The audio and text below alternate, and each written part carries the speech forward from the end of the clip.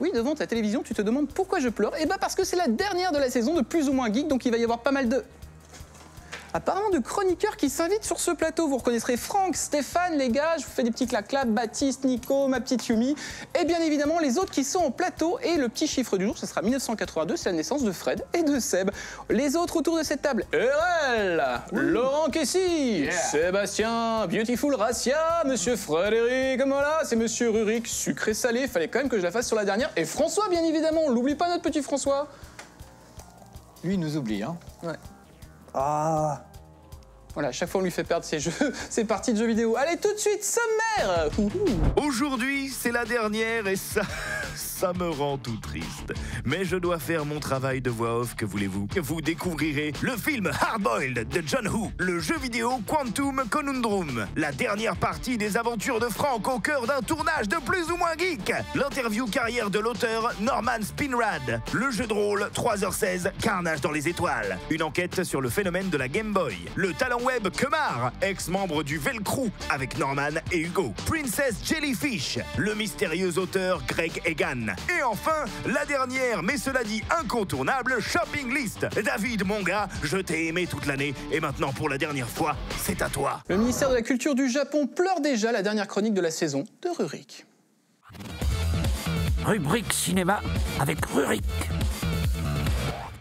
Parce que tu fais Japon, mais tu fais tout. Moi, j'ai un truc à te dire, mon bonhomme. C'est pas le Japon, c'est Hong Kong. Parce que toi, derrière ta télévision... Oui, je sais, c'est tous les mêmes, mais c'est pas tous les mêmes du tout. Non, c'est pas du tout tous les mêmes. Pas du tout. Hong Kong, c'est punk, Hong Kong. C'est le bordel, c'est l'énergie de ouf. Tu vois, le Japon, c'est quand même... les choses sont bien rangées, c'est leur truc. Hong Kong, c'est l'apocalypse. Et ce film, mon ami, eh ben, c'est l'apocalypse aussi. Image, s'il te plaît. Ouh là là, ça c'est de la voiture. C'est l'apocalypse. Mais regarde, il roule à gauche déjà, c'est l'apocalypse. T'es d'accord avec moi? Ils ont des guns.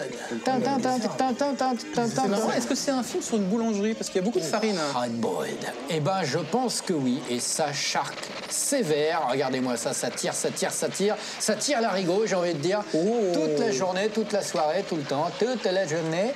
Voilà, c'est vraiment l'apocalypse. C'est un film de John Woo. Voilà. Alors, Hardboiled, en français, à toute épreuve. Et là, je peux te dire, mon pote, que c'est pas rien. Je ne vais pas vous parler d'un film, je vais vous parler du film. Parce que, à la fin, au début des années 90, bon, à Hong Kong, il y avait déjà plein de films incroyables, mais ça mettait quand même du temps à arriver ici. La presse en parlait, mais ça restait une presse spécialisée.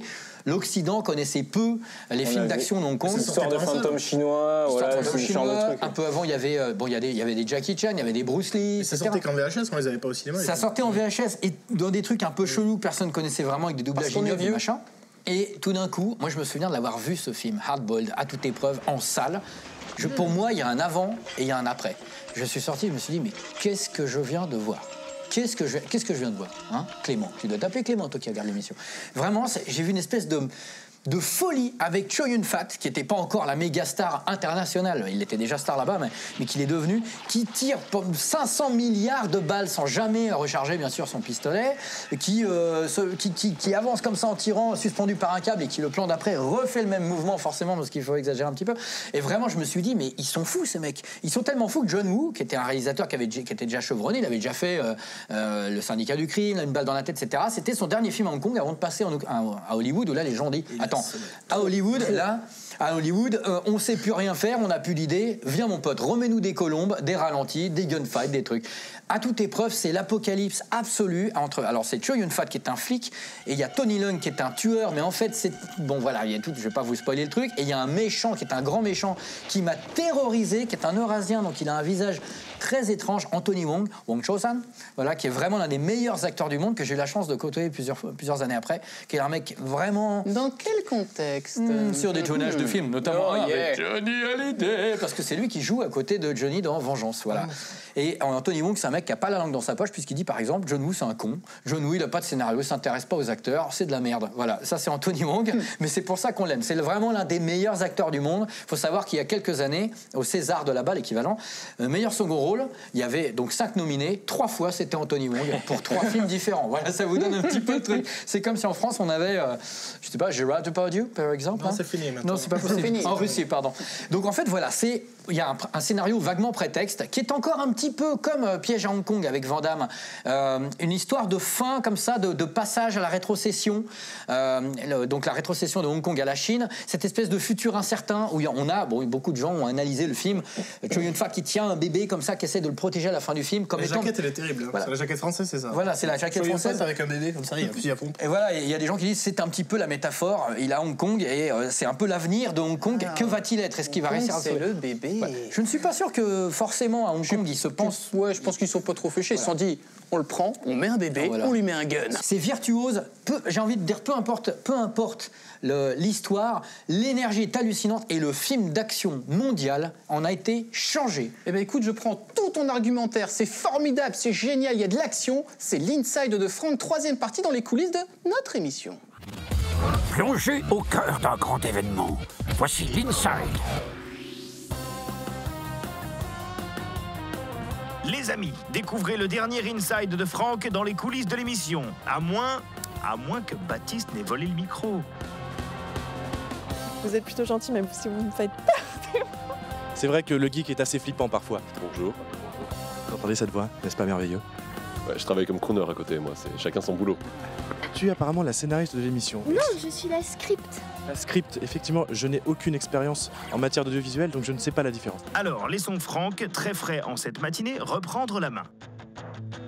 Bon les gars, faut pas faire chier Riri là. Voyons comment Fred lorgne sur la déco du plateau. Vous allez pas vous en servir des trucs, des cadres Batman là? Des cadres? Non, mais moi je te les achète quoi, franchement. Je les ai payés 50 centimes sur Marché au Plus, c'est-à-dire que si tu me les rachètes, tu me dois 1 euro. Ah, autant dire le salaire de Fred. Ils sont magnifiques, t'as pu les payer? Et si vous avez des cadres à vendre, contactez Fred. Et encore une magnifique interview de 2 magnifiques personnes. Il y a bien sûr Stéphane Gallo et aussi moi-même. Donc voilà, donc on va un peu parler entre nous. Attends, attrape le Faucon Millenium. Ouais. Non, il y a aussi Baptiste Poulet. Comment vous êtes venu? C'est commencé. Je connaissais un petit peu David, et puis un jour il cherchait des nouvelles chroniques, et je me suis proposé... Et il cherchait des nouvelles chroniques, et puis un casting, et tout s'est bien passé, donc je suis encore là aujourd'hui. TRL m'a dit qu'il cherchait un chroniqueur jeu de rôle, jeu de plateau. J'ai dû faire un casting. On s'est d'ailleurs croisés au dernier bar avant la fin du monde ce jour-là à Paris, Baptiste et moi.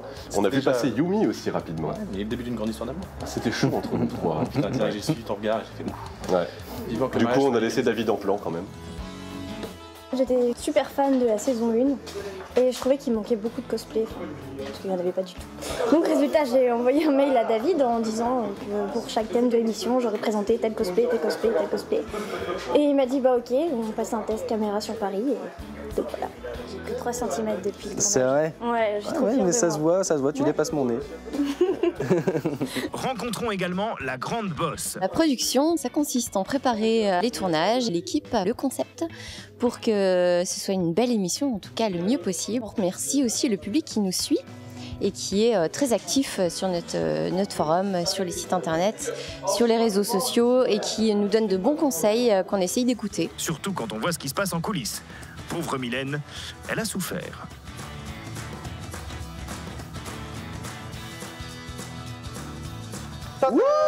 C'est énorme, il y a un taxi. Énorme. Comment es-tu rentré du coup à Plus ou moins Geek? Vas-y, déshabille-toi. Bah voilà, comme ça, en couchant. D'accord. Ils sont nuls en fait, ils sont nuls. Non mais on est tous des geeks et puis un concours de circonstances et puis voilà quoi. Il y a un peu de Zelda, il y a un peu de Gears of War et Mad World. Zelda, voilà. Un petit peu de Gears of War. Voilà, c'est ça, c'est plus ou moins game. Ouais, c'est ça. Et il est temps de vous montrer qui est derrière la caméra. Notre cadreur, Camille. Camille qui était présent partout, il a toujours été là. J'adore la télé, tout ça, bien. Thalassa, c'est le top. Tu peux le dire, je suis geek. Ça y est, j'aime les jeux vidéo, je lis de la BD et j'aime bien les trucs de Rick Fantasy et les séries un peu bizarres. J'aime bien. Et puis il me fait rire, donc il paraît que c'était geek. Voilà. C'est un geeking out. Voici le moment de l'exclu de ouf. L'équipe a réalisé des sketchs jamais diffusés. Enfin, jusqu'à maintenant. Une sitcom de l'espace non gardé où l'ordinateur de bord du vaisseau, nommé Albert, retenait prisonniers nos chroniqueurs. Des geeks dans l'espace. Avec Fred dans le rôle de Fred, Rurik et Laurent dans les rôles de Rurik et Laurent. Erel dans le rôle de Erel, David dans le rôle de David et Seb dans le rôle de Seb. L'œuf d'Alien dans le rôle de l'œuf de Pâques. Épisode 1er coupé au montage, Pâques dans l'espace. Erel, regarde ce que j'ai trouvé. C'est quoi? Un œuf. C'est peut-être Pâques dans l'espace après tout. Ouh, mais Pâques dans l'espace. T'es sérieux là? Ouais, tu dis ça, ouais, t'es jalouse, hein. Tu verras quand j'aurai trouvé tous les œufs, hein. Ils seront tous à moi. Une chanson douce que me chantait ma maman, arrangeant les douces qu'elle ne chantait pas comme ça. Mon précieux, il est à moi, mon précieux.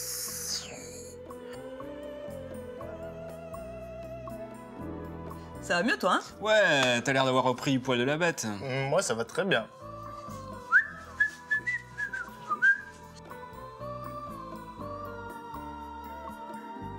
Eh ben c'est bien, Seb, il a plus son œuf. Si. Mais il est où? Bah, il le couvre là. Oh.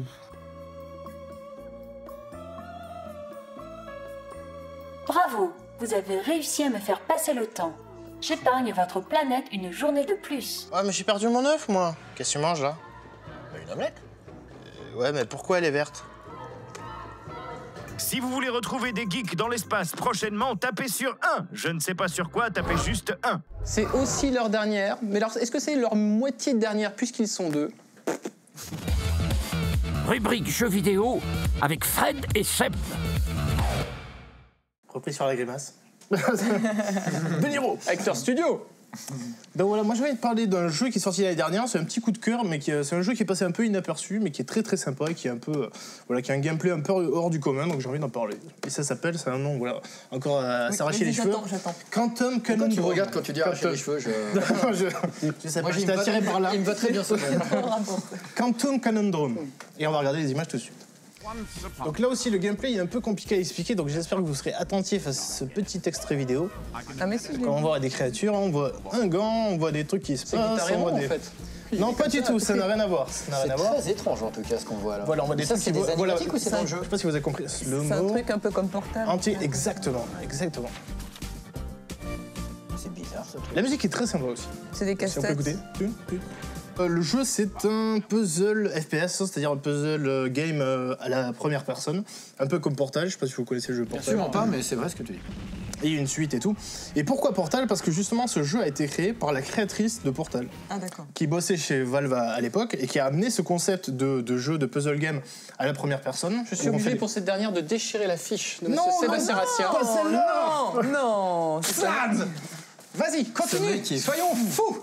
Donc Fez, c'est un jeu qui parle... C'est la chronique d'une autre émission qui est en dessous. Quantum Cannon, donc voilà, Il n'y a plus de fiches. Il y a encore les fiches. J'arrive à ton Tout de suite, je passe la patate chaude à Fred. Exact. Je crois que Non, je le relance, soyez sympa. tout le pitch du jeu... le pitch. D'abord, le pitch, on incarne un petit garçon de 12 ans qui rend visite chaque été à son oncle qui est professeur et un peu ça rend fou. Et qui invente des objets un peu tordus. Et un jour, on va lui rendre visite et on se rend compte qu'il a disparu, mais on entend sa voix. Ça veut dire qu'il est coincé dans une dimension, en fait. Et alors, donc le professeur Quadrangle, qui va nous guider un peu dans le manoir, va nous expliquer qu'il faut récupérer ce fameux gant qu'on a vu dans la vidéo, qui permet de switcher entre 4 dimensions différentes. Et c'est grâce à cet appareil qu'on va réussir à résoudre des puzzles pour aller réactiver 3 générateurs, il me semble, pour pouvoir délivrer son oncle. Il y a quoi comme dimension différente? Je crois qu'il y a l'antigravité, c'est-à-dire les objets partent vers le haut. Exact, il y a la Fluffy. La Fluffy, c'est le Fluffy, j'aime beaucoup ça. C'est la dimension plume, ce qui fait que ça rend un peu tout. Voilà, tous les objets deviennent légers. Par exemple, c'est un objet qui est assez récurrent, un peu comme les compagnons cubes d'un Portal. Je sais pas si ça vous parle toujours pas. Ça devient comme des gros oreillers cubiques en fait. Donc ça devient léger, donc on peut les porter. C'est-à-dire c'est des coffres-forts à la base. Donc le coffre-fort, on peut pas le soulever avec les mains. Mais quand on switch à la dimension plume, on peut le porter. À un moment, il faut briser une vitre pour passer de l'autre côté.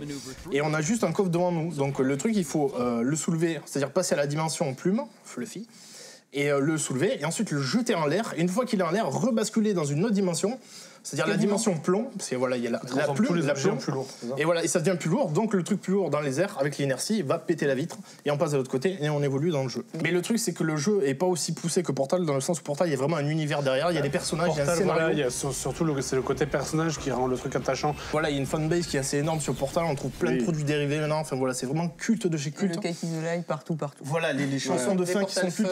Des portals monnaie, beaucoup de produits. Devant la maison, il y a le Portal aussi. Enfin, ça sera le dernier peut-être de la saison. Je vous ai demandé de couper les portals par contre. Je prends les rênes de cette émission. Vous, devant votre télé, vous n'avez pas besoin de switcher dans un autre univers pour découvrir l'interview carrière. Ne bougez pas, c'est le moment de l'interview carrière.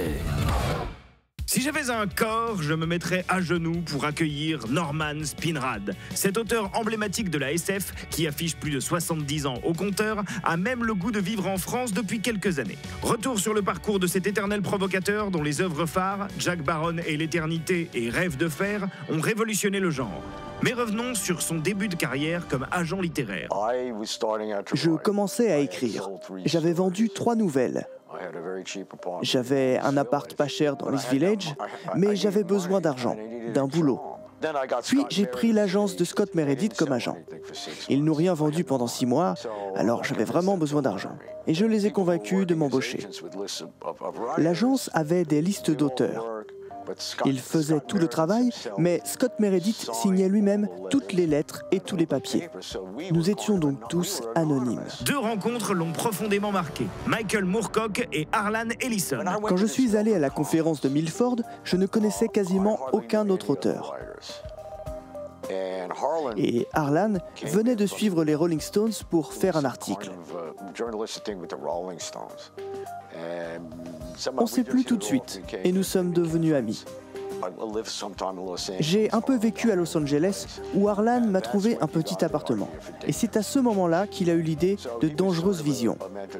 Pendant un temps, à LA, il a été mon mentor. Pour Michael Moorcock, là aussi c'est en rapport avec la conférence de Milford. J'avais écrit Jack Baron et l'Éternité et je n'arrivais pas à le faire publier aux États-Unis. J'ai donc emporté un manuscrit à la conférence, où j'ai rencontré Mike Moorcock, qui s'occupait à l'époque de New Worlds. Il l'a lu et a décidé de le publier dans la revue en 6 épisodes. Juste après ça, je suis allé vivre à Londres pendant 1 an. Je faisais partie de la clique de New World. On a parlé de moi au Parlement, j'étais une cause célèbre. Dès que le livre a été dénoncé au Parlement, je l'ai aussitôt vendu en Angleterre et aux États-Unis. Oui, car Jack Baron et l'Éternité nous plongent dans l'histoire d'un présentateur vedette, très dérangeant pour la classe politique, qui se voit proposer l'immortalité en échange de son silence, le tout sur fond de racisme et de corruption. Pourquoi avez-vous eu autant de mal à publier vos romans aux États-Unis? En fait, ça dépend des périodes. Pour Jack Baron, c'était durant la période de la contre-culture. J'ai essayé de le vendre à des éditeurs de littérature générale qui m'ont dit qu'ils ne pouvaient le publier car c'était de la SF. Et les éditeurs de SF n'en voulaient pas car pour eux, ça n'en était pas. Je ne crois pas être rejeté pour des raisons politiques aux États-Unis. Je l'ai été par un seul type qui en avait le pouvoir et qui a coulé mon livre commercialement. Et je pense qu'il a fait ça parce que quand il était un petit éditeur de SF à Londres, je faisais partie de New World, la revue à la mode, et je crois qu'il m'en voulait pour ça. Et depuis, je n'ai publié que Il est parmi nous aux États-Unis, après sa publication en France par Fayard. Et vous avez posé vos valises en France? Oui, oui. Vous savez, j'ai toujours eu du succès ici. En partie grâce à Jack Baron, à Rêve de fer, et grâce aux livres d'avant. Vous savez, il y a 2 ou peut-être 3 livres, Les Solariens, Le Chaos Final et Les Pionniers du Chaos, qui ont été publiés par Jean-Claude Silverstein, un éditeur très intéressant et expérimental. Et ensuite Jack Barron, publié par Gérard Klein, qui a ensuite sorti L'Enfant de la Fortune, La Grande Guerre des Bleus et des Roses, et le reste a été publié par De Noël. Le Printemps russe, En direct, Bleu comme une orange, tout ça c'était Jacques Chambon. Quel est votre dernier roman en date? Mon dernier livre s'appelle Le Temps du rêve et n'a pas été publié non plus aux États-Unis. Mais je n'ai pas beaucoup essayé de le vendre. C'est un livre sur un appareil qui permet de programmer ses rêves. Ça devient un divertissement, une forme d'art. Le lecteur est le personnage principal. C'est votre rêve, vous êtes le personnage principal. Tout le livre est à la deuxième personne du singulier. Cela fait très nouveau roman? Oui. Un bon ami à moi, David Hartwell, et d'autres personnes ont dit que c'était impossible. J'ai donc écrit 6 rêves qui ont été réécrits ensuite pour être dans le roman. Le temps du rêve parle donc de rêves et de créativité. Des rêves en tant qu'art. Car je pense que la majorité de l'art vient du même endroit. Des rêves. On vous conseille bien sûr Rêve de fer, dans lequel Adolf Hitler a échoué à prendre le pouvoir en Allemagne et s'est reconverti en écrivain d'heroic fantasy. De jolies polémiques une fois encore. En tout cas, je veux bien accueillir tous les écrivains de SF chez moi, du moment qu'on partage le loyer. Interview réalisée par qui? Bon, par Laurent. Ah bah oui, Norman Spinrad, super, c'est un grand nom de la SF des années 60-70 et il continue à écrire. Et c'était un super pote à Harlan Ellison, voilà. Je dis ça, je dis rien. Ah voilà. Écoute, reste chaud comme la Bresse parce que c'est avec toi qu'on enchaîne. Rubrique BD et romans avec Laurent. On va rester dans la SF avec Spinrad. Un autre auteur, un Australien. Allez, vas-y. À l'enfer. Tiens, voilà. Ce soir, c'est fait. Prends tout de suite celle des rêves. Voilà, ce bouquin, moi, je le déchire aussi. Attendez. Vas-y, Laurent. Un auteur australien, c'est ce qu'a dit Rurik sur Hardboiled. Voilà, c'est un peu le même principe que pour Greg Egan. Je vais pas dire qu'il a autant révolutionné et autant inspiré la SF quand il est apparu dans les années 90. D'ailleurs, on va voir quelques couves. Mais il a donné un petit vent nouveau, il a apporté quelque chose de nouveau. Egan, c'est un Australien né en 61 dont on n'a aucune photo. On ne sait pas à quoi il ressemble, ce mec, il est assez mystérieux. Il ne va jamais dans des conventions. Bien sûr, c'est pas Paul Sulitzer. Non. Il répond à des interviews par mail, mais voilà. Alors, il n'est pas si mystérieux que ça. Des Australiens, auteurs de SF, l'ont déjà rencontré. Donc, ils nous ont bien confirmé que oui, il y a un mec qui s'appelle Greg Egan qui existe. Mais il n'y a pas de photo. Alors, chaque fois qu'on voit une photo de Greg Egan sur Internet, c'est pas lui, mais un homonyme. Bref, donc un peu mystérieux. Il apparaît au début des années 90 quand il est traduit en France pour la première fois. Il a publié un petit peu avant. J'ai une question toute bête. Ouais. Vas-y. C'est que est-ce qu'il fait ça parce qu'il est est-ce qu'il se montre pas parce qu'il est timide ou parce que c'est un gimmick commercial? Aucun des deux, je crois qu'il a pas envie qu'on l'emmerde du tout. Il y a quelques auteurs comme ça, de BD, de romans, qui jouent un peu ce rôle-là. Il y a Pynchon aussi, mais dont on a quelques photos de jeunesse, par exemple. Egan, on n'a rien, on sait vraiment pas à quoi il ressemble. Il y avait même des théories au début, comme quoi ce serait 2 auteurs, un pseudo, tout ça. Non, maintenant on sait que c'est vraiment un mec qui s'appelle Greg Egan, qui a des diplômes de maths, voilà, et il fait de la art science. Alors la art science, c'est de la SF très scientifique. On prend des mathématiques, de la physique et on extrapole un peu tout en restant dans des bases très scientifiques et ça donne des textes un peu parfois pas rédhibitoires mais complexes, ouais. Des romans d'Egan, il y a certaines pages où on est là, on comprend pas trop, il nous décrit des équations, voilà. Mais ce qui est le plus important, c'est pas ça, on s'en fout de ça, c'est ça lui permet de développer des théories assez folles et qui nous interrogent à nous en tant qu'être humain. Il interroge l'humanité, l'identité, ce genre de choses. Pourquoi Rurik n'a pas de cheveux? Enfin, des questions qu'on se pose. La réponse, moi, voilà. Alors, il n'apporte pas de réponse. L'intérêt de lire Egan, c'est de se poser soi des questions. Exemple de questions? Alors, il a écrit plein de romans, mais moi, ce qui m'intéresse le plus, c'est ces nouvelles qui, je trouve, elles sont à chaque fois très fortes. Elles posent un problème qui est simple en apparence, mais qui l'est pas, et qui pose des questions philosophiques. La meilleure question restant, celle qu'on pose, on avait déjà dit, à l'ordinateur dans Le Prisonnier. Quoi? Oui, ouais, voilà. Bon. Lui, il fait des trucs qui interrogent le lecteur. Par exemple, une nouvelle qui s'appelle Cocon. Une entreprise découvre un moyen de protéger le fœtus de tout ce que la mère avale de nocif. Donc voilà, c'est très très bien. Sauf qu'on se rend compte que ça peut empêcher aussi les enfants d'être homosexuels. On peut choisir voilà, si l'enfant sera homosexuel ou pas. Alors évidemment, il a inventé ça, mais du coup, ça pose plein de questions. Qu'est-ce qu'on ferait dans cette situation-là? Est-ce qu'on ferait un génocide voilà, avant que les homosexuels naissent? C'est des questions comme ça. Il y a une autre nouvelle que j'adore, qui est une de mes nouvelles préférées, qui s'appelle Le Coffre, qui est une espèce de code quantum, mais SF. C'est un mec qui se réveille tous les jours dans le corps d'un autre. Et dans la même ville, là il a 40 ans à peu près, il se réveille tous les jours dans le corps de quelqu'un d'à peu près 40 ans, qui a une femme ou pas, ou un travail, etc. Et à chaque fois, il vit la vie de cet homme-là pendant une journée. Le problème, c'est qu'il raconte sa vie et il dit, quand il était bébé, il se réveillait tous les jours, ou enfant, il avait des parents qui n'étaient jamais les mêmes, parce que tous les jours, il changeait de corps. Il a grandi comme ça en changeant de corps.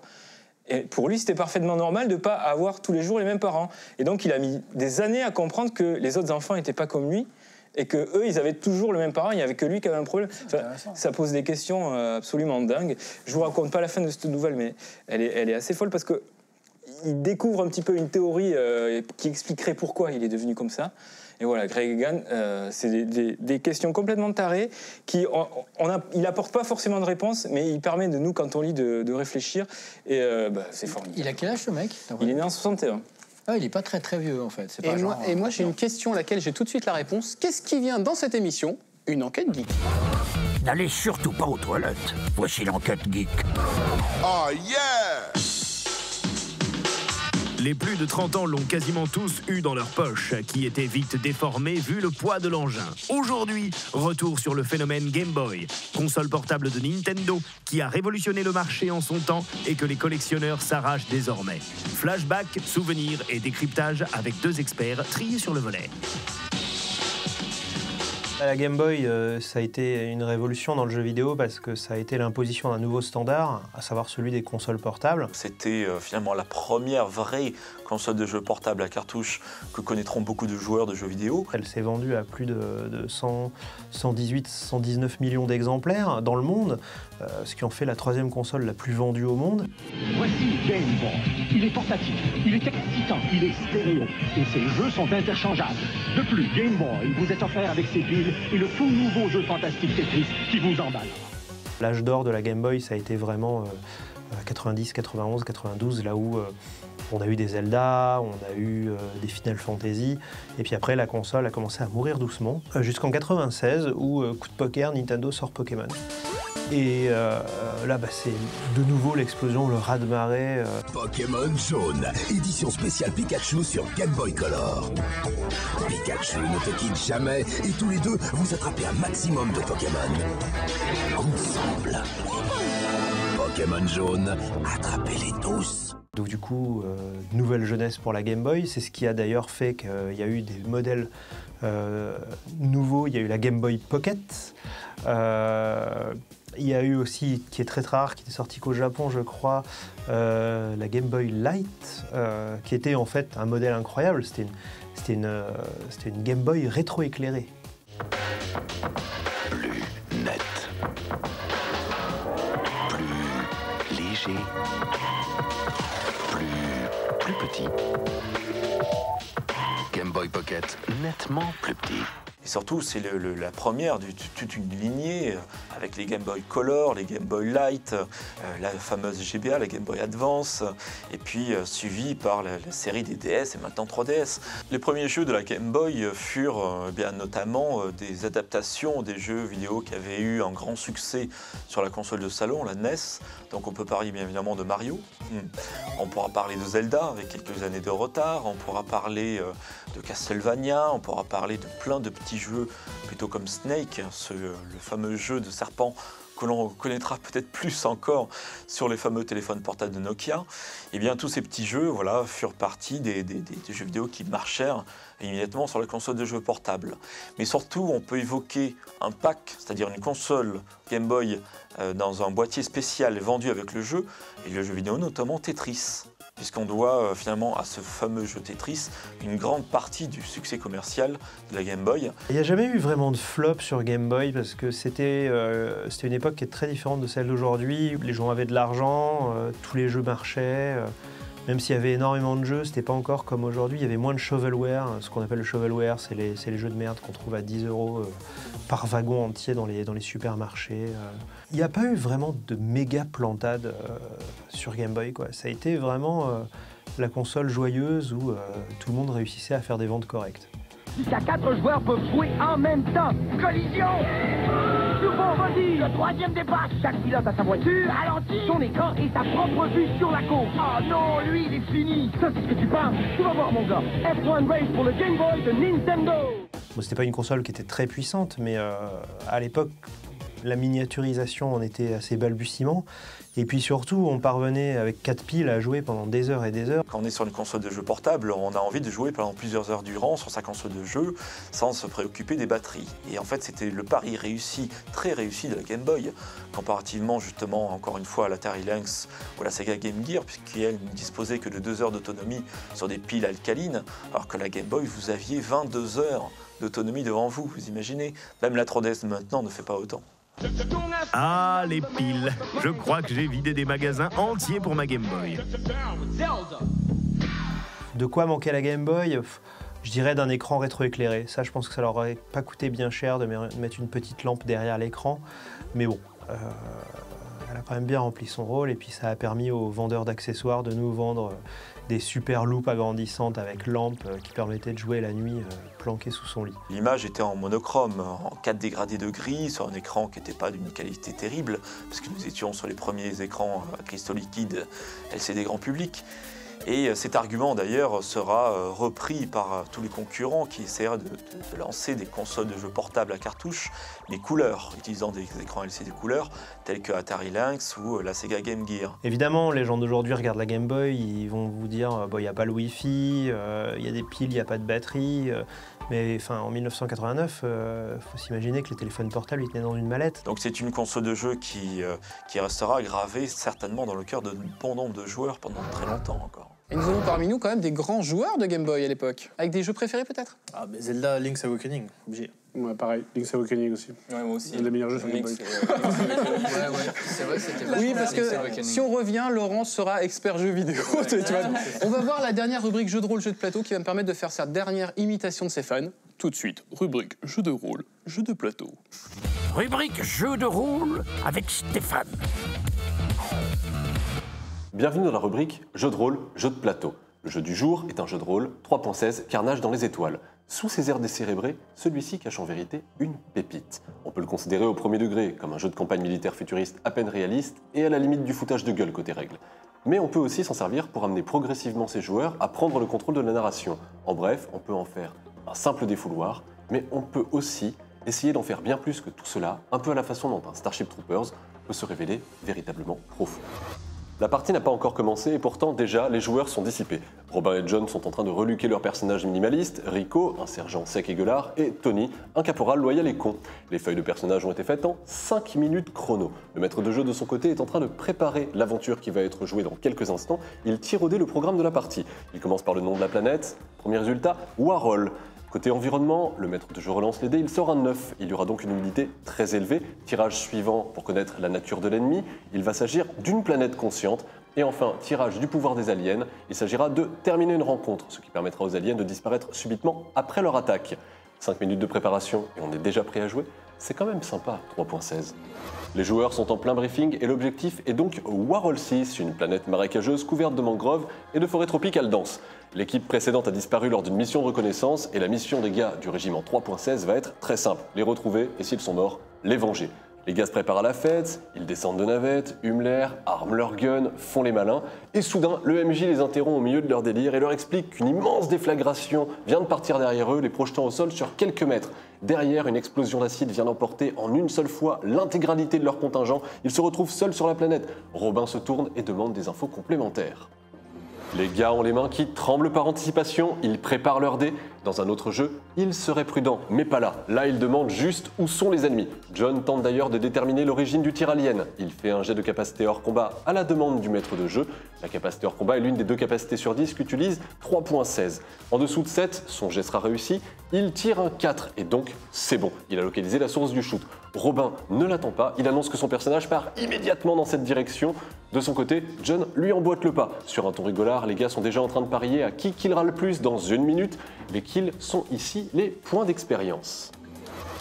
Le MJ est en pleine description. Près du site du crash, sur le chemin qu'ont suivi les PJ, les troopers découvrent des saloperies reptiliennes en train d'investir une carlingue.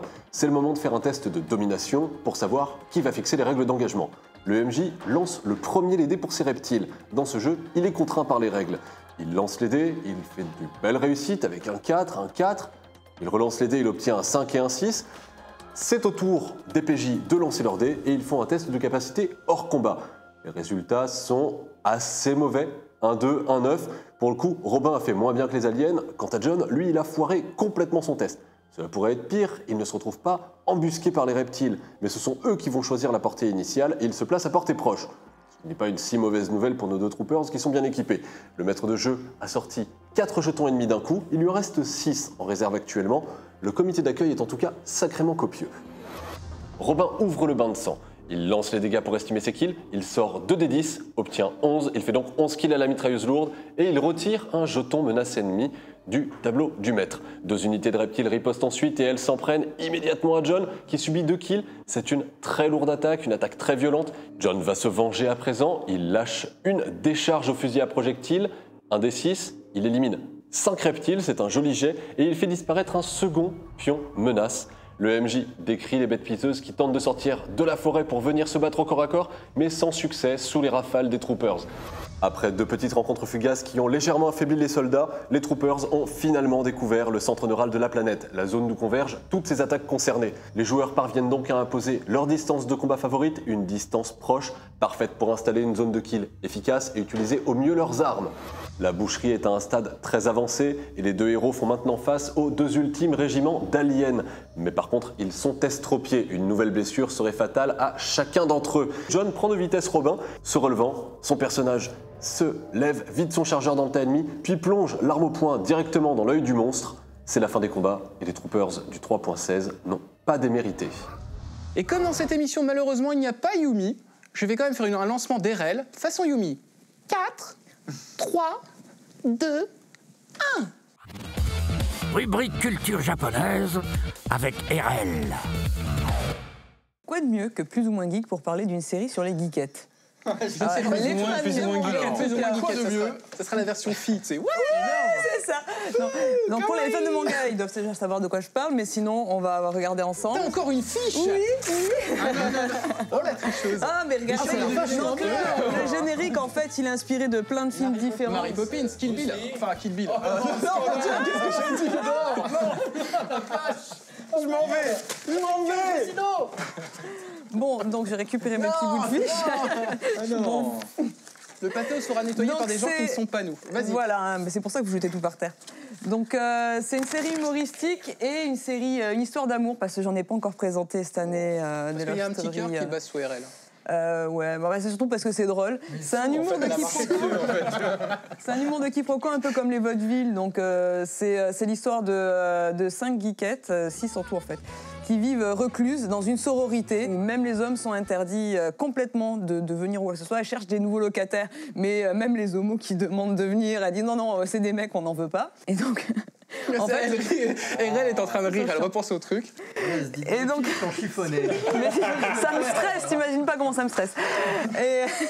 Et donc en fait, dans ce groupe de filles va débouler une personne qui s'appelle Oshale Ningen. Donc j'explique le concept au Japon. Elle déboule au chalet quoi en fait. Ouais. Non, Ningen c'est les personnes, c'est les gens. Donc c'est des personnes, c'est ce qu'on pourrait appeler les hipsters, les Pourquoi tu regardes Laurent Cassis à ce moment-là? Non parce que je l'ai entendu le mot l'autre jour, je me suis dit ah mais non mais en fait les gens connaissent vraiment ce mot-là. Ah bon. Donc si ça vient de non. Ouais non c'est plus les gens hyper fashion. Au Japon c'est vraiment les nanas. J'ai fait la tour 109 il y a pas longtemps à Shibuya et c'est plein quoi. C'est que des nanas avec des fringues à 500 € la pièce, toutes hyper maquillées, coiffées, décolorées. J'en ai pour 502 €. Je vous la laisse ma petite dame. Non, mais c'est un truc de fou. Et donc, cette personne déboule, il s'avère qu'en plus, c'est un travelot. Donc... le twist, il s'avère que c'est un travelot.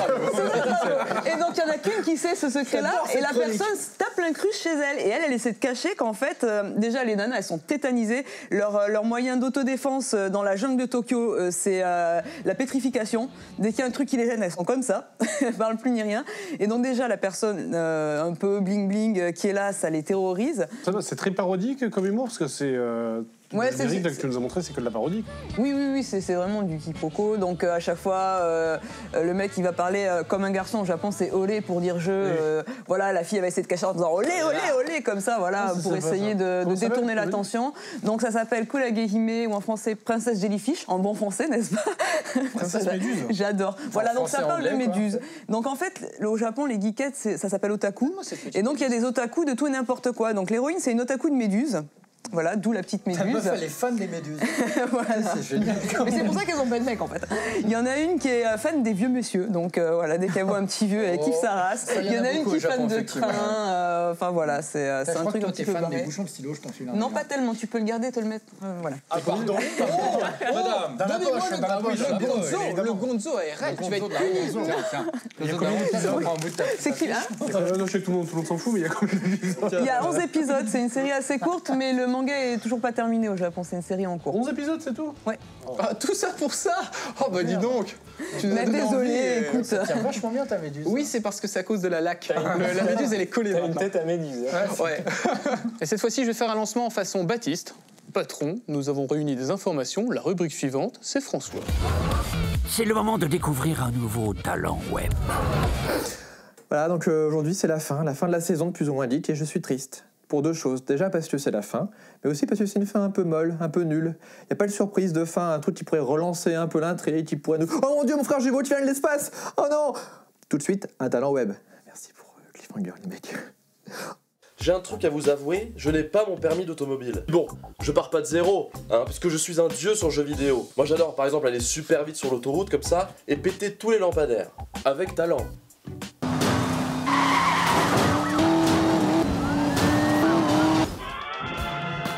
Il s'appelle Marc, mais en verlan, ça donne Kemar. Et ça tombe bien, c'est son pseudo. Kemar, en chiffres, c'est 12 millions. Son nombre de vues sur Internet. 180 000, c'est son nombre d'abonnés sur GeekTube. Et 2, c'est le nombre de potes avec lesquels il a commencé, les célèbres podcasteurs Norman et Hugo tout seul. Et une première question, que faisais-tu avant tes vidéos sur le web? Je lisais ce livre. Et sinon, j'étais en école de musique, tout simplement. Je faisais de la guitare. Et j'apprenais un peu les rouages techniques du métier d'ingénieur du son. Comment a débuté l'aventure Velcro? Les années 96, il nous est rien passé le spécial. Avant, j'avais commencé à base de graphisme sous Paint, et c'est pas des conneries sur Dailymotion, en tant que projet solo. Il y avait déjà Norman et Hugo, hein, qui font déjà des vidéos, qui m'ont invité avec eux à faire des vidéos tout simplement. Et là j'ai fait ok, allons rire ensemble s'il vous plaît. En soirée je leur sortais 2-3 vannes plutôt bien senties, tout simplement, à la manière de Sim. Et donc là ça a été le coup de foudre et puis on est parti dans une aventure inoubliable. Le Velcro s'est arrêté. Est-ce que c'est à cause de Sim? Énorme, fabuleux, grandiose, prêt. Ou encore, ça fait plaisir sur la tête de ma mère. Les journalistes du monde entier font le... Très bonne question, monsieur. Tout simplement parce que nos vidéos étaient trop compliquées à réaliser. Hein, on allait à droite à gauche pour faire des vidéos qui étaient aussi très peu vues sur Dailymotion à l'époque. Et donc on a décidé de simplifier le truc en faisant du facecam comme ça, chacun de son côté, Norman ayant commencé. Puis... Ah, salut les gars, juste pour vous dire, vous êtes une belle brochette d'enculés. Bonne soirée. Est-ce que tu es fier de toutes tes vidéos? Pas toutes. Par exemple, je regardais il y a 2-3 mois une vidéo intitulée La chaleur de l'extrême. En été, il y a une putain d'ambiance, j'adore. Il fait beau, il fait chaud. Et où je suis resté comme ça, bloqué dans la vidéo pendant 5 minutes. Ah ok. J'ai même cliqué sur pouce rouge et insulté la personne ayant fait cette vidéo. Bien man. Je préfère les dernières qui sont le plus représentatives de mon humour. Ma première vidéo sur la cigarette, je crois. Les fumeurs se rendent compte qu'ils payent pour avoir le cancer. Mais c'est absurde. Bon, c'est vrai qu'après je m'en lasse rapidement, hein. Là je pense que dans quelques jours ça sera autre chose, mais enfin bon, là plutôt les dernières plutôt que les anciennes. Oh, c'est gênant. Tu me plais. Quelle vidéo a été la plus difficile à faire? Je crois que c'est la vidéo sur la musique, qui dure plus de 8 minutes. Salut les copains, aujourd'hui je me suis levé avec une idée de ouf. Oh mon dieu! Oh, j'ai une idée de ouf là! Et je crois qu'il a duré 1 mois. Faut dire que je suis extrêmement lent, mais j'ai dû mettre 1 mois pour tourner, pour écrire des passages, et puis pour monter quoi. Donc très chiant, donc j'étais bien soulagé de la balancer. Et puis surtout elle a été accueillie avec dithyrambiquisme. T'écoutes de tout? Ouais. T'aimes bien la chanson Paillarde par exemple? La bite du cul, ouais, j'ai adoré. C'est bien ça? Attends, fais.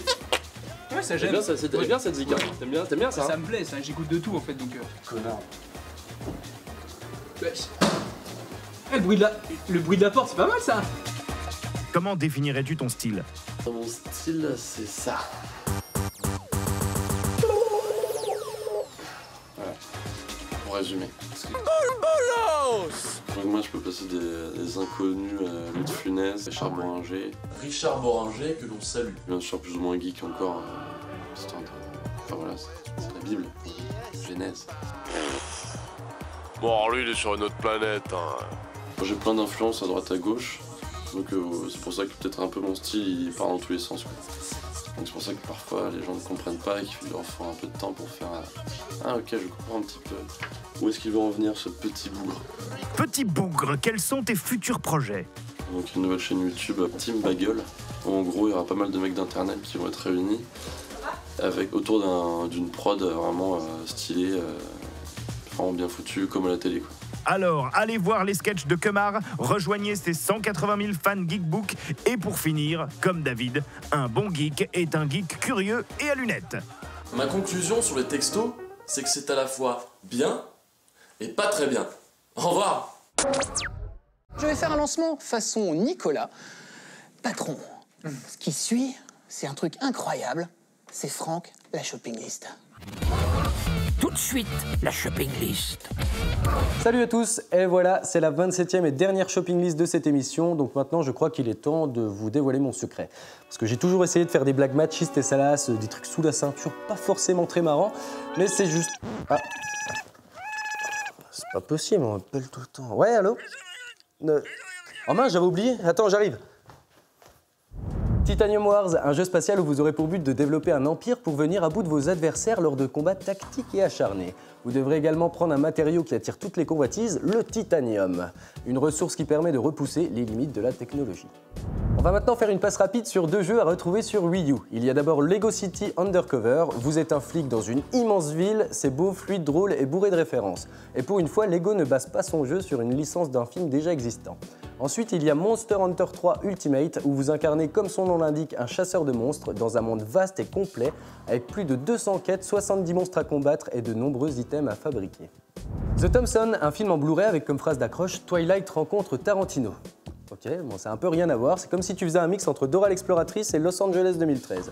Enfin bon, c'est un film assez trash avec pas mal de sang sur des vampires qui partent en Angleterre, mais malheureusement pour eux, les traqueurs qu'ils sont vont être traqués. Les Inconnus dans la ville chez Carlotta Film. Ça se passe en 1955. Alors certains vont me dire « Oh oui, mais les vieux films, machin, moi je veux des explosions à la Michael Bay et tout, effets spéciaux et tout. » Non, bah laissez-moi vous dire que vous êtes des gros. Parce que les vieux films, c'est la vie. En gros, c'est l'histoire de 3 gangsters qui vont bouleverser une petite ville minière de Pennsylvanie. Masque, une histoire sur une méthode théâtrale révolutionnaire pour devenir un bon acteur, mais elle devient interdite à cause de trop nombreux suicides. 40 ans plus tard, la méthode est toujours enseignée et s'ensuit plein d'événements trop badants que je vous raconterai pas. D'ailleurs, ça me fait penser que j'ai des cours pour devenir présentateur télé. Ce serait peut-être temps, c'est la dernière, quoi. Danger Girl chez Glénat Comics, ce sont des sortes de Totally Spice mais version un peu plus adulte, avec des femmes agents secrets aussi redoutables que glamour. Mais bon, moi je dois vous avouer que j'ai regardé que les images. Ouais, pourtant c'est pas compliqué, il y a que 3 bulles par page, mais bon... Alien, rien de nouveau dans ce comics, l'histoire reste la même que le film, je dirais même que cette BD n'a pas vraiment d'intérêt. Bon, si ce n'est que d'admirer le style graphique du dessinateur, enfin bref. J'aimerais pousser quand même un petit coup de gueule pour tous les dessinateurs qui utilisent des typos d'ordi dégueulasses. Bon, je voudrais pas passer pour un vieux con, mais c'était mieux avant, quand tu dessinais et tout. Le voyage extraordinaire chez Vent d'Ouest, une BD qui va se dérouler dans une Europe steampunk et l'histoire va tourner autour de deux personnages, Emilia et Noémie, qui vont tous deux partir à Paris pour participer au concours Jules Verne et essayer de retrouver le père disparu d'Emilien. X-Men, Pixie contre-attaque chez Panini Comics. Bon, moi perso, je trouve qu'on parle pas assez des femmes dans notre émission. Hein. Elles sont aussi un pilier important de la culture geek. Non mais c'est vrai. Hein.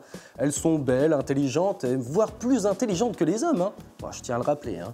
Mais je dis pas ça parce qu'une femme à ma gauche pointe une arme vers moi. Pas du tout. Enfin bref, l'histoire est signée Catherine Imonen et le dessin est fait par l'italienne Sara Piccelli. C'est beau coloré et c'est donc à découvrir absolument.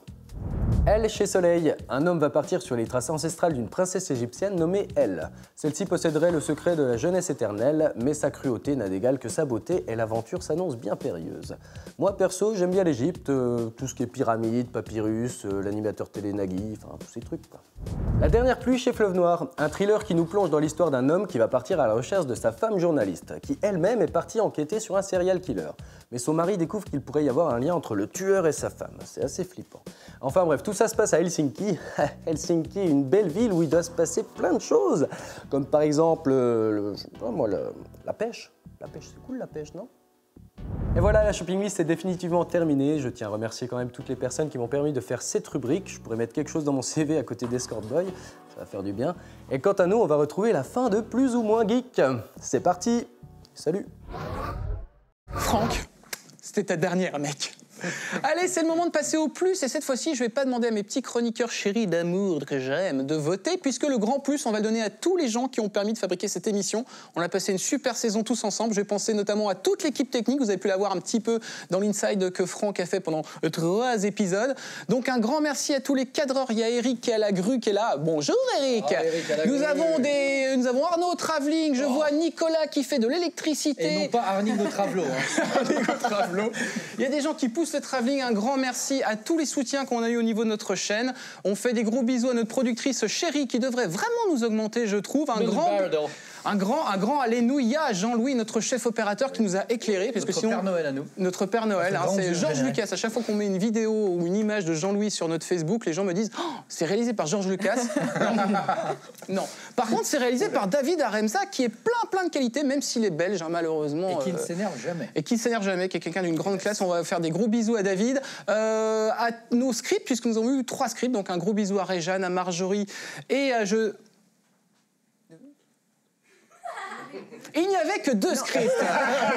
Voilà. Et ça, je ne veux pas qu'on le coupe, messieurs, dames, parce que oui, j'ai le droit d'avoir des blancs pour la dernière. C'est Esther. Esther en plateau, quand même, qui a la voix d'un petit Ewoks et qui nous rappelle toujours à l'ordre qu'on est méchant, qu'on parle pendant les prises, qu'on n'est pas raccord, qu'il ne faut pas qu'on regarde nos fiches et qu'on n'est pas discipliné.